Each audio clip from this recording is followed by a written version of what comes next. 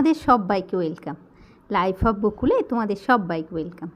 আজকে আমি একটু পমফ্রেট মাছ ভাজবো, আর সেটা কিভাবে ম্যারিনেশন করে রাখবো সেটাই তোমাদেরকে দেখাচ্ছি। মানে আমরা রোজকার এটা কিন্তু রোজকেও আমরা পমফ্রেট মাছ খাই না, যেদিন খাবো সেদিন কিন্তু এটা করতেই পারি। এভাবে শুরুতে যেমন দেখলে মাছের গাগুলো একটু চিড়ে দেওয়া হলো, সেইভাবেই মাছের গাটা একটু চিড়ে দেবে। তারপরে খুব ভালো করে ধুয়ে নিয়ে তার উপরে তুমি নুন হলুদ মাখিয়ে দাও। নুন হলুদ মাখিয়ে সবটা মানে পুরো মাছটাতে খুব ভালো করে নুন হলুদটা মাখাও আগে, তারপরে কিন্তু এটা মশলা দিয়ে ম্যারিনেশন করব। আর ম্যারিনেশন করে মানে 20 মিনিট থেকে আধ ঘন্টা তুমি রেখে দেবে। তো আমি শুরুতেই দিলাম হাফ চামচ ধনে গুঁড়ো, এবারে দিচ্ছি হাফ চামচ জিরে গুঁড়ো।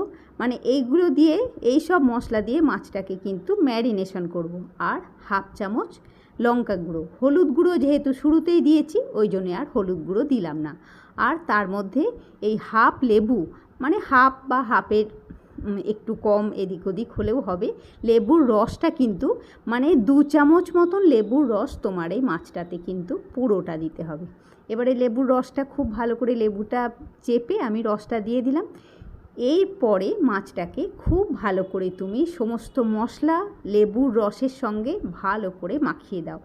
মানে তুমি এমনভাবে মাখাবে মাছের প্রত্যেকটা জায়গায় যেন তোমার মশলা, লেবুর রস, নুন হলুদ সমস্ত জিনিসটা যেন মাছের মধ্যে লেগে যায়। ওই যে মশলাটা দিলাম আমি, ধনে জিরে লঙ্কা, শুরুতে নুন হলুদ আর তারপরে লেবুর রস, এইভাবে পুরো মশলাটাকে মানে মাছটাতে এইভাবে মশলাটা পুরো মাখিয়ে ভালো করে মাখাবে। মানে চটজলদি এটা হুড়োহুড়ি করে নয়, পুরো মাছটাতে ভালো করে মাখিয়ে একটা চাপা ঢাকা দিয়ে মানে 20 মিনিট থেকে আধ ঘন্টার জন্যে তোমরা এটা রেখে দাও।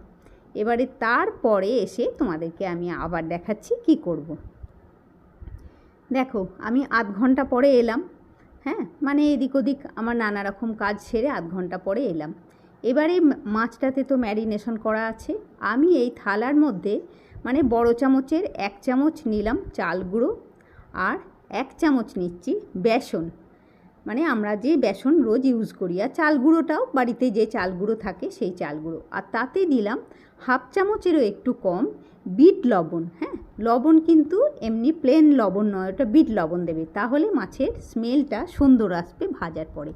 এটা দিয়ে একটা মানে কি বলবো ড্রাই ব্যাটার বলতে পারো। হ্যাঁ, এটার মধ্যে তোমাকে মাছটাকে পুরোটা মাখাতে হবে। আর এটাকে কিন্তু এইখানে কোনো রকম আর জল বা কিছু কিন্তু দেবে না, পুরো ড্রাই চাল গুঁড়ো আর বেসন আর অল্প একটু বিট নুন, এটার মধ্যে মাছটাকে খুব ভালো করে মাখিয়ে রাখো। আর অপর দিকে কড়াতে সর্ষের তেল গরম করতে দাও, একদম গরম সর্ষের তেল।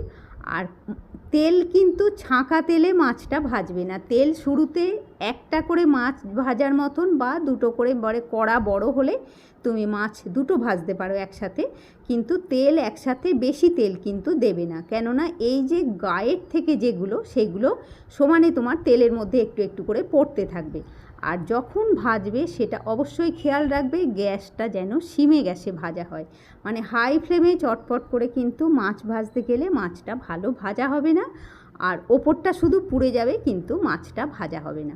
এটা খেয়াল রাখবে যখন ভাজবে, গ্যাসটা সিমে করে আর ওইভাবে ম্যারিনেশন করে মাছটাকে ভাজবে। মানে খুব ভালো হয় খেতে, তোমাদেরকে কি বলবো, মানে এই শুধু এই পমফ্রেট ফ্রাই তোমাদের একটু স্যালাডের সঙ্গে যদি প্লেটে দেওয়া হয় সেটাই তোমাদের দেখবে খুব ভালো লাগবে খেতে।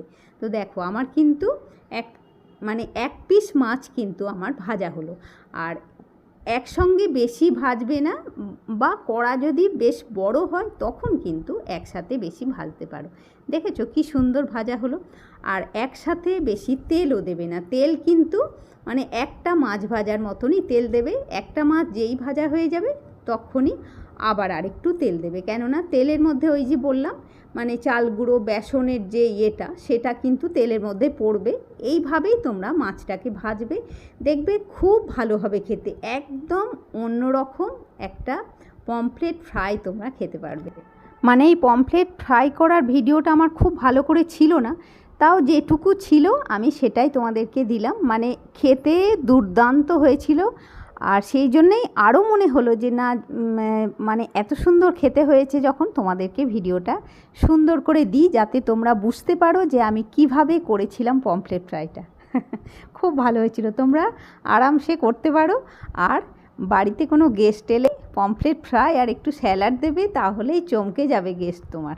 ঠিক আছে বন্ধুরা, আজকে এই অবধিই থাক। নেক্সট ব্লগে তোমাদের সাথে আবার দেখা হচ্ছে। সবাইকে অনেক অনেক ভালোবাসা দিয়ে আজকে ব্লগটাও শেষ করলাম বন্ধুরা। টাটা বন্ধুরা।